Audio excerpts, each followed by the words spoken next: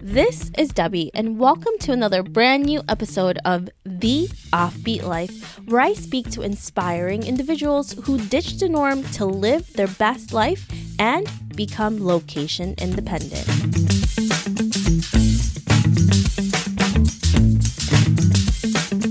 This week, I'm really excited to speak with David and Nadia, who are remote vanlifers and also run a blog called sayingyes.is, where they show how easy it is to say yes to a life full of adventures. David and Nadia decided to work remotely when they realized that they can take their work as designers and writers on the road. They took a leap to create a home in a vintage VW bus and have been able to work anywhere in the world. Listen on to find out how to travel the world as a full-time van lifer.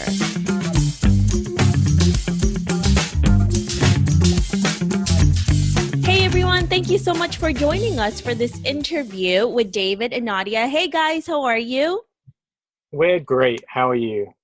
Great. Thank you so much for joining us. So can you tell us a little bit more about you and why you both live an offbeat life? We're David and Nadia. A great example of how we live an offbeat life is we're currently in the middle of Germany in our 1969 VW bus, which we live in full-time and have done for the past year. And prior to living in our bus full-time, we have, I think it's 5 years in total, been traveling the world full-time and remote working. How did you both meet? Oh, that's such a random story. I feel like I should let David tell it because he's so good at it. But essentially, I was living in Norway. I'd been headhunted by a company over there. I used to work in the tech industry. Yeah, you tell the rest. You're better at it. Okay.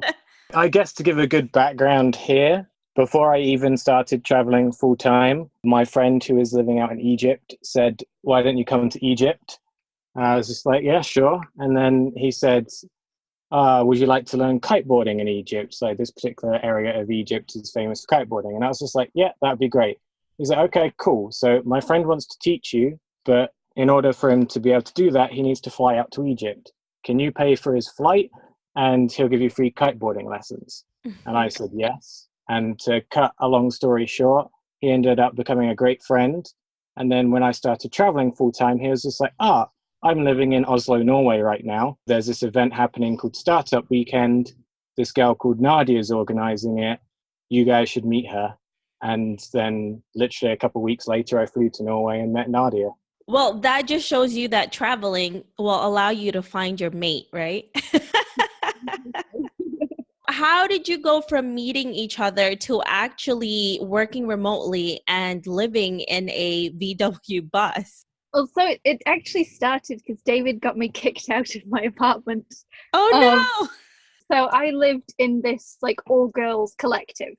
So there were 4 of us girls all in this one apartment sharing it. It was great. But yeah, it was all girls. And apparently David was visiting too often. And so they kind of said, this isn't going to work out. And I was like, okay, I'm going then.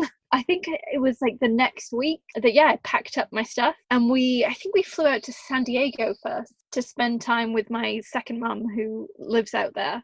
And just pretty much haven't stopped since then.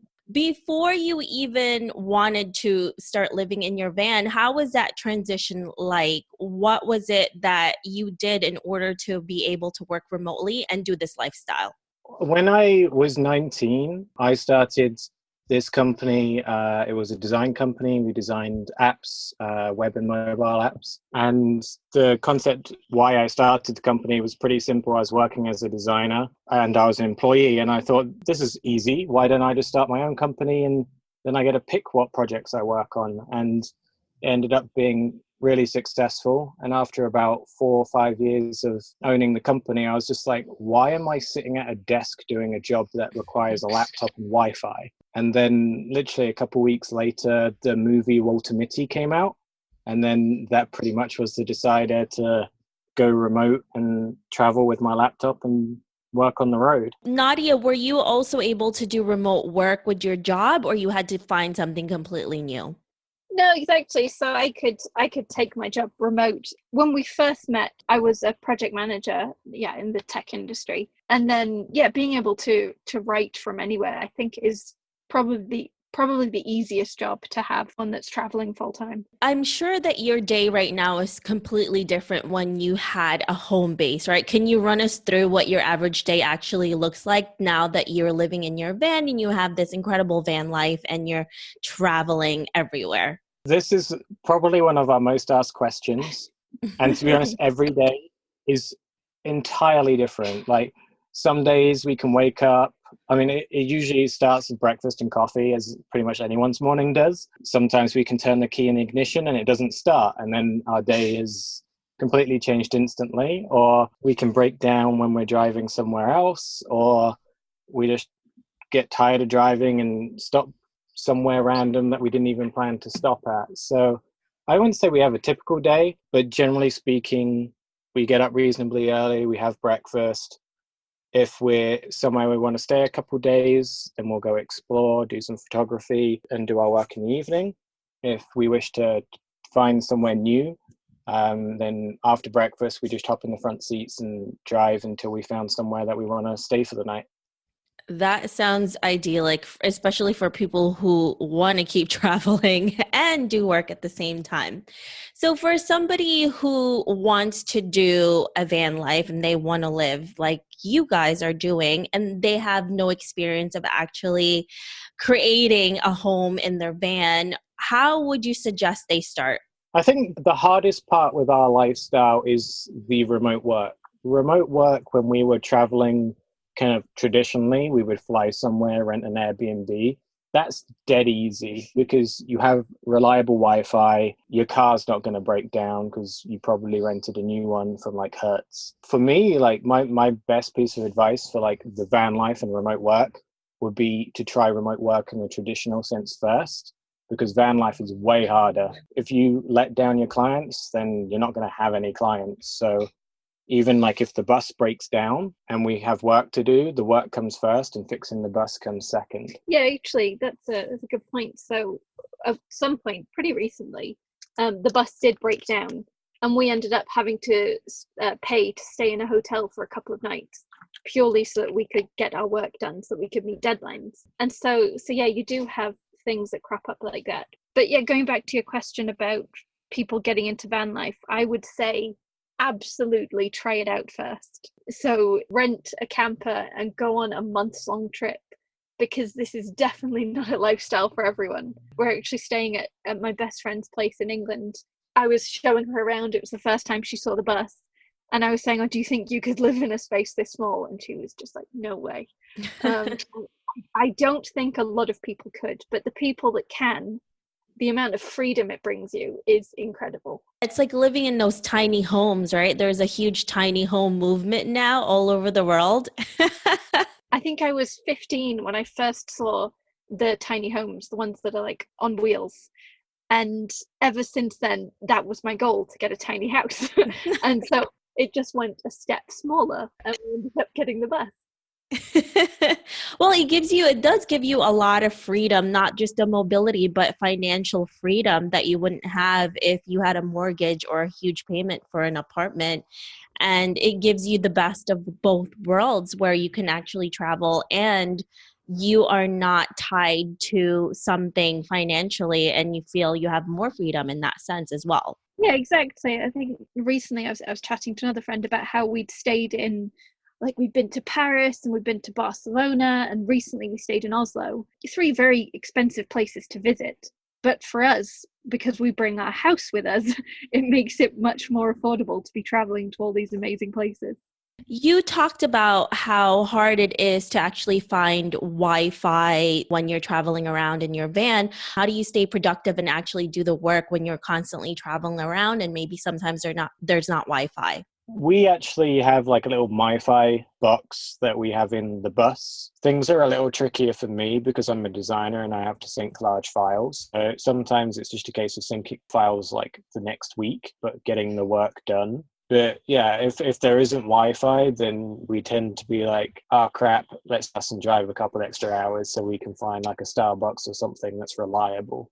Before you even started becoming a freelancer, what was something that you wished you knew before you started? How easy it is, the Yep, I would benefits agree. that it kind of provides. I think especially if what job isn't kind of digital these days, but the majority of jobs, you would be surprised how easy they are to take remote. And I think the whole freelance aspect just gives you a better work-life balance. And at the end of the day, I think it's more fulfilling as a role because you get to basically be your own boss, and every penny you make is like for you, and it just allows you to make that next step in kind of your career where you are in control of the entire thing. And what has been the best experience for you so far? Has there been anything surprising throughout this whole journey that you didn't think was even possible? Well, that's a tricky one. Yeah. I think the one thing that always comes to mind when people ask similar questions to that is, and we haven't touched on it here, but we were in Cape Town, South Africa when we purchased the bus, purchased it unseen. We had never done van life before, never been in a camper van, nothing like it. And we flew to England to pick up the bus, knowing that it looked cool. I mean, that much. I think it's surprising how much we love it. It has become a home, and I don't think anyone could make us sell this. Like, this is with us forever, whether it's in one piece or 100, I guess. That's been super surprising, like how much we love this bus and how much of a home it feels like, even though we don't really have a bathroom or a kitchen or much of anything. If somebody wants to create their own home in the van, how much does it actually take to do this? It doesn't really take much. Like when you think, I mean, if I'm just looking around me, like we have a single gas hob with a tiny sink. We don't really use the sink. We have a fridge. We don't really use that No. because we buy like fresh groceries every day. And the only thing we use regularly is the bed and the driver's seat. So all I would say is make sure your bed is really comfy and that it's not going to break down too often because it gets expensive. But I think the main thing that makes it feel so cozy is we have really good storage. It's like we have a specific wardrobe area, I guess, where we have all our clothes, and then we have a separate area that's like our bathroom cabinet, and then a separate pantry. And I think the fact that we have so many different storage areas so that it's easy to grab what you need. I've seen some setups where you just have like a trunk or two trunks, so you've got everything thrown in. And then I feel as though it would feel like you're camping as opposed to, having a tiny home. It's definitely living a minimal life, but it has its ups and downs, and you just have to make sure that you can be able to live like this. And as you both have touched up before, you have to try this out first before you actually invest your time and money into creating this. yeah, it's a challenging lifestyle. I mean, we were pretty adamant that it would work for us because, I mean, we've been remote working for like forever, and we've been traveling forever and not always in the most comfortable ways. And then we just thought, make it more of an adventure. Like some travel's become too easy. I think adventure needs to have some difficult aspects for it to be a proper adventure. Yeah, I like how you're saying that. Traveling on its own is easy. Now you need to spice it up a little bit, right? Like it's like with any relationship. What has been the biggest setback that you have both encountered, and how do you usually handle them? The biggest setback we've had in the last year was, I guess, a couple months after we purchased the bus, because the bus used to be more of like, they would go to like shows to win prizes and stuff. So it's a very beautiful bus, but I don't think the engineering had been looked after too well. So within like the first couple months, we had like our suspension broke, we had an oil leak, we broke down on the highway in France and I had to rebuild the engine. That was crazy expensive, and literally it would be like every couple of days, something else is broken. That's been like the biggest stress ever, because that was like our first introduction to van life, my first introduction into engines, and obviously we just bought the van, so we didn't have any money left over anyway. So It was pretty crazy. It's definitely thinking outside of the box and then learning also new skills. I mean, have you learned a lot on how to fix your van and even building a home from that? You know, you're like a carpenter, a mechanic, everything. Has really amazed me actually with how great he is with the engine. Like he could fix any Volkswagen now. I'm super confident, like any of the old ones. For me, I can at least name some of the parts. So I'm impressed with that. Well, as long as you can name it, at least you know, right? And you know what it looks like. And I can say, oh, that's a distributor and sound impressive. Hey, that's your part. That's good, Nadia. You have been traveling a lot. Both of you have been traveling a lot, and I'm sure you've talked to a lot of different people during your travels. What has been the worst advice that you have ever received? Everyone always has an opinion on where to go, Oh yeah, always. but that's always a good thing because then you're adding to your list. I think the only thing that is popping into my head has nothing to do with travel, and that was just the advice all throughout childhood to go to university. I went for a week. It was fantastic. It wasn't necessary in the end, and I think depending on your job, it isn't that necessary. I think experiences both in work and life have way more value than something like university. Something like a doctor or a surgeon, then you definitely go. please go learn that. What about you, Nadia? What has been the worst advice for you? I think actually when we were talking about getting the bus at first and we were telling friends and family, a lot of the older members of the family, they were like, no, you can't do that. There's no way that you guys can live 24/7 in such a small space. You're going to get sick of each other. And I remember thinking, oh no, that's silly. But they were so adamant. They were really trying to push it. And yeah, we didn't listen to them, obviously, and I'm glad we didn't, because it is way easier than I think even I imagined. Definitely, it's not hard to live in a small space. Yeah, I think a lot of the advice that we get is from other people's experiences, and we never really know if that's the truth unless we actually get in there and do it ourselves. So, whatever it is, whether it's to go to universities, a lot of people shouldn't go to a university because it's just a waste of money. And a lot of people too, like they should, because Yeah. you know, that's the best thing for them, but you have to figure that out yourself. And I don't think there's a really right or wrong way for anybody unless you figure that out yourself. It's really interesting how a lot of it is just based on that one person's experience and perspective as well. Yeah, I think it's always good to try everything. If it doesn't work out for you, like university didn't work out for me, that's fine. I think the whole trying it and realizing it wasn't for me and then starting my own business, like I don't know if I would have done it if I hadn't gone to university and figured out that it wasn't for me. I think that's probably one of the main pushes to which led to me being a remote worker traveling the world, because I tried things and I didn't like them, and the things I did try and liked, I'm still doing. You knew the alternative. Either you create a business and make it work, or you have to go back to school. Yeah, pretty much. And that was not happening for you, David. Yeah, but that also shows that you don't really need an education in school. You can get so much education from just experiences and living outside and actually living your life and learning from everybody and what you're going through in life as well. Yeah, I think we probably have an endless list of sports which we have tried and succeeded at that we would never have tried before. We both speak second languages now, which I would never have thought would happen before. And it's all because of travel and the whole learning to build an engine that happened because of travel randomly. The travel has taught us so many different things, and we try and just say yes to as many of these opportunities as possible. So, David and Nadia, how were you able to create income at the start, and how do you continue to do that today? So I've been a designer since I was 16. maybe a little younger. I used to sell websites on eBay whilst I was simultaneously doing college. That's kind of old school.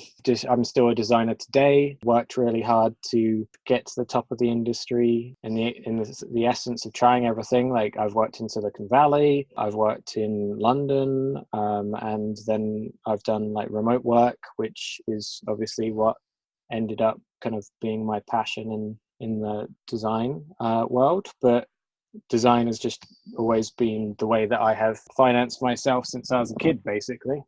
And what about you, Nadia? For me, I'm a writer and I specialize in two specific areas. So I specialize in writing about equine and canine. So it is, I write about horses and dogs, which is as much of a dream job as it sounds like. I literally get to sit there writing about ponies all day.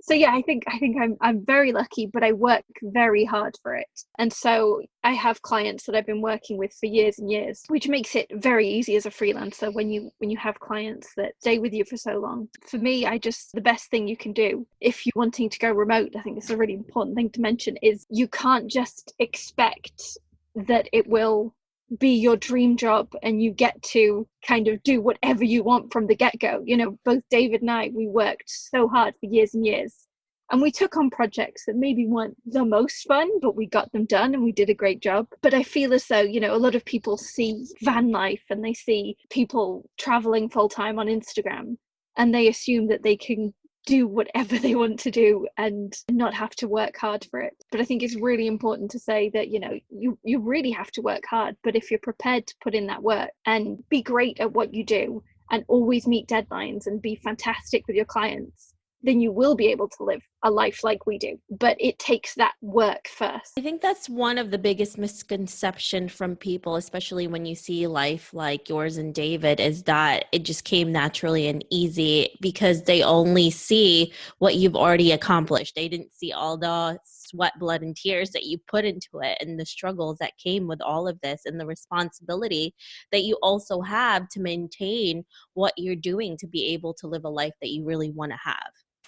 Yeah, I think in both of our industries, a lot of the work we produce is word of mouth. If we do good work for one client, they will refer us to another. And that's the most important thing to us, is as long as we get the job done well, then they will refer us to someone else down the line in the future. Especially remote roles. Everyone wants a remote job and they are very hard to get and to maintain, because it's all a communication game. Like, you could be the best designer in the world, but if you can't communicate, then you can't work remotely. So let's fast forward to 50 years from now, and you're both looking back at your life. What legacy would you like to leave, and what do you want to be remembered for? The one thing we definitely both want to be remembered for is the fact we kept saying yes to the opportunities we were given when we tried as many different kind of sports, adventures, activities as we could. I think it's important to experience as much as possible in your life. And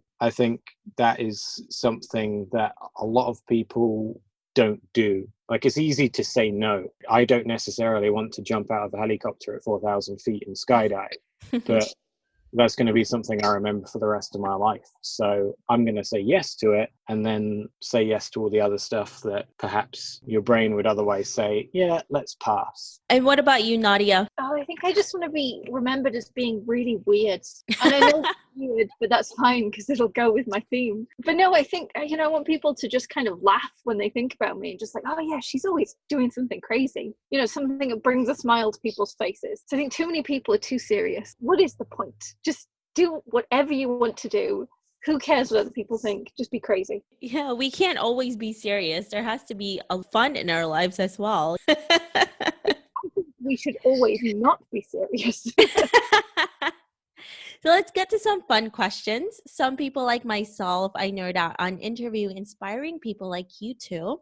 And hiking, what about you both? What do you nerd out on? Well, I guess I now nerd out on engines way too much.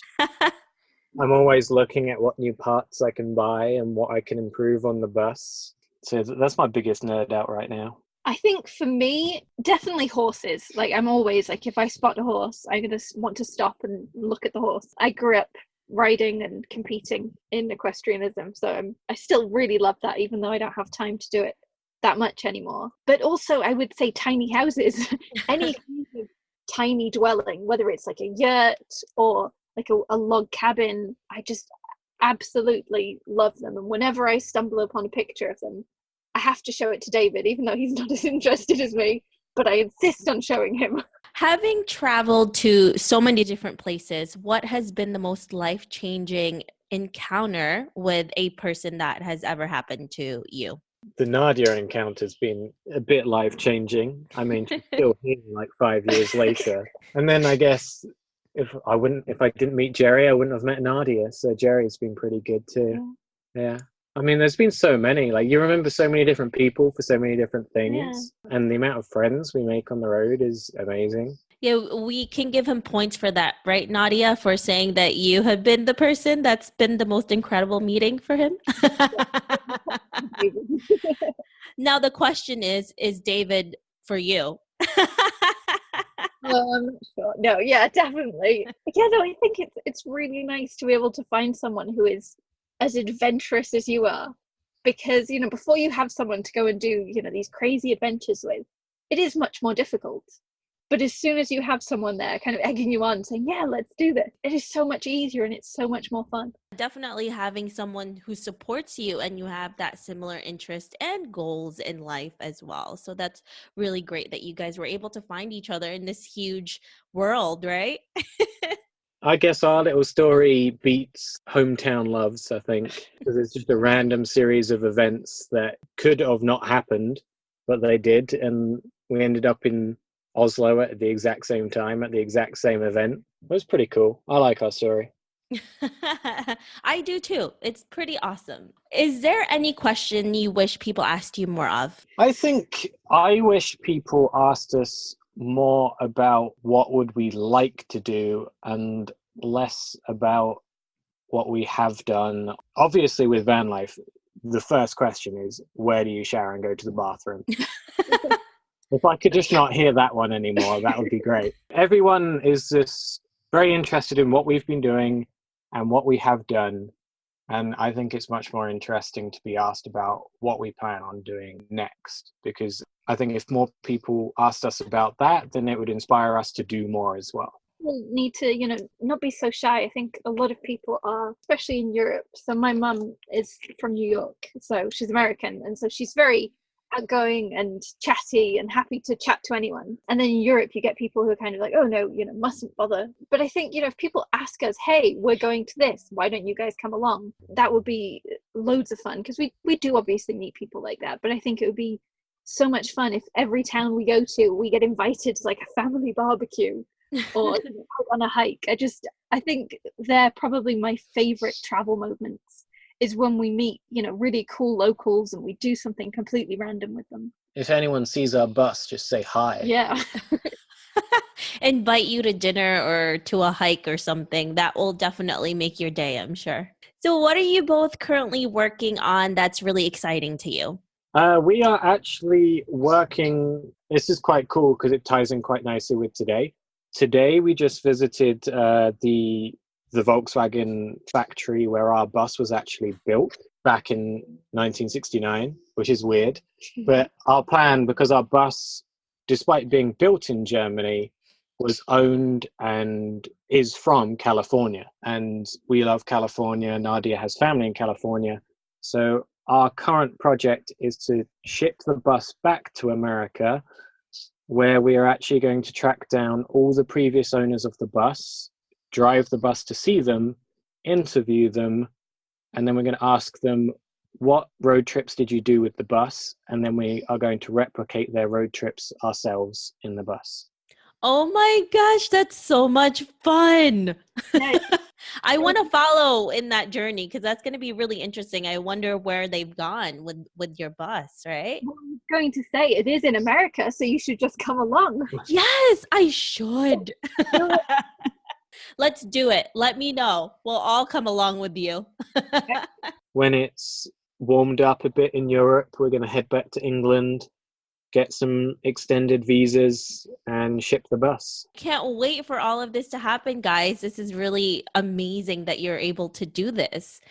So if our listeners want to know more about you, where can they find you? Instagram is the best place. That's at sayingyes.is. And then we also have our blog, which is going to be becoming more of a project for us, which is sayingyes.is. Perfect. Thank you both so much. I really appreciate all of these incredible knowledge you gave us, and what a beautiful story you have. And I can't wait to follow along this new chapter and journey that you're going to have. So exciting. Oh, thank you.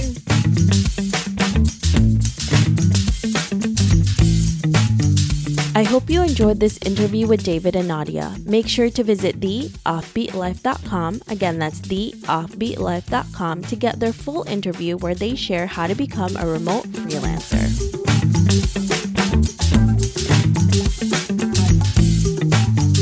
Hey Offbeat family, I really appreciate you listening to this episode. I would love to hear more from you and what you think of the podcast. Suggestions on guests, topics we can discuss, or maybe you just want to be friends. Why don't we chat some more on Facebook at The OB Life, or send me a message at hello@theoffbeatlife.com. I can't wait to hear from you.